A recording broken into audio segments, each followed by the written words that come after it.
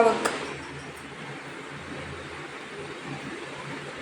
एक बार राजा श्रेणिक भगवान महावीर का धर्म उपदेश श्रवण करने गए। उपदेश सुनने के पश्चात राजा ने अपने प्रभु की परीक्षा की कि मैं कहाँ जाऊंगा। सर्वज्ञ सर्वदर्शी भगवान ने बताया कि तुम यहाँ से मरकर नरक में उत्पन्न होंगे। तुमने अच्छे कार्य भी किए, परंतु अच्छे कार्यों के करने के पूर्व ही तुम्हारा नरक आयुष्य बन चुका है। अच्छे कार्यों के परिणाम स्वरूप तुम आने वाली 24वीं में पद्मनाभ नाम के प्रथम तीर्थंकर बनोगे। राजा ने नम्रता पूर्वक विनती की कि भगवान ऐसा कोई उपाय है जिससे मैं नरक गमन से बच जाऊं। भगवान ने कहा कि तुम चारों कार्यों में से भी एक भी कार्य कर सको तो तुम्हारा नरक गमन रुक सकता है।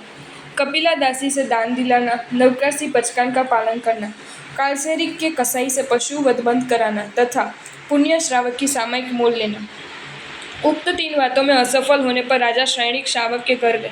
पुण्य श्रावक भगवान महावीर के परम भक्त, परम संतुष्ट और अति अल्पी परिग्रही थे।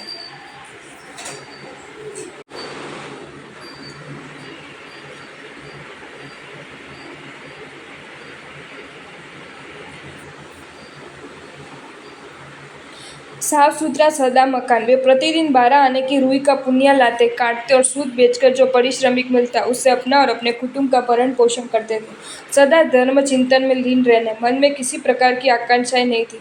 सदा संतोषी और सादा जीवन व्यतीत करते थे। वे सूत काटने से बचे समय में सामायिक किया करते थे। सामायिक यानी प्राणी मात्र में आत्मानुभूति। अचानक राजा को अपने घर आंगन में देख पुण्य प्रसन्न हुआ। प्रसन्नता के साथ उसके मन में भय भी था। वह राजा के आगमन का कारण नहीं समझ पाया।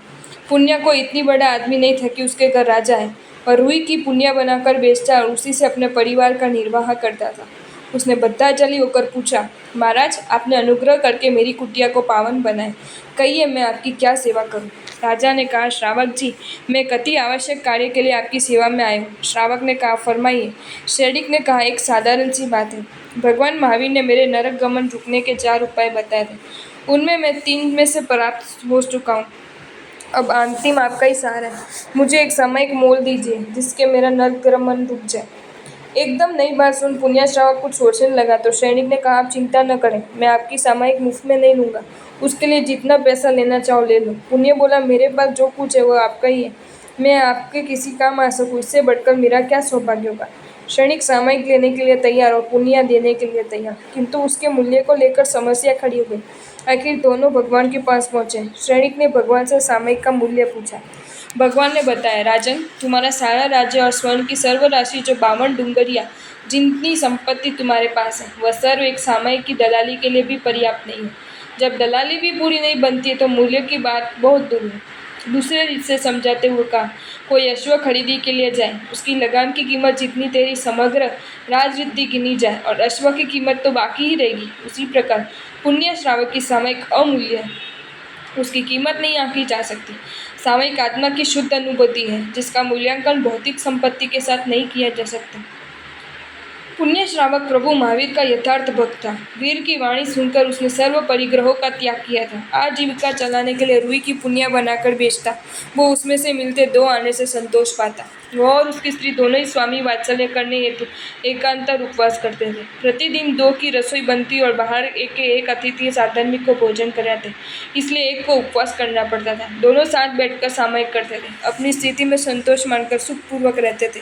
एक दिन सामयिक में चित्त स्थिर न रहने से श्रावक ने अपनी पत्नी को पूछा, क्यों आज सामयिक में चित्त स्थिर नहीं है? उसका कारण क्या? तुम कुछ अद्वितीय अनिति का द्रव्य लाई हो? श्राविका ने सोचकर कहा, मार्ग में घोड़े पड़े थे, वह लाई थी, दूसरा कुछ लाई नहीं हो। पुण्य श्रावक बोला, मार्ग में गिरी हुई चीज हम कैसे ले सकते? वह तो राजद्रव्य गिना जाते हैं। 100 घोड़े वापिस मार्ग पर फेंक देना और अब दोबारा ऐसी कोई चीज रास्ते पर से उठा मत लाना। हमें बेहक का कुछ भी नहीं चाहिए।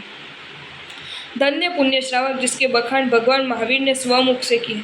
भगवान महावीर का उत्तर सुनकर राजा श्रेणिक अवाक रह गया, मगर राजा को यह तत्व समझ में आ गया कि सामयिक की धर्म क्रिया खरीदी नहीं जा सकती, वह अमोल है, धर्म स्व आचरण की वस्तु है। धन्य है पुण्य श्रावक जो कि पवित्र, निर्मल और अति संतुष्ट जीवन जी रहे। वे कितने अल्प परिग्रहधारी है, फिर भी परम सुखी है। समझाते हैं कि सुख परिग्रह में नहीं है, परंतु इच्छाओं को कम करने में है।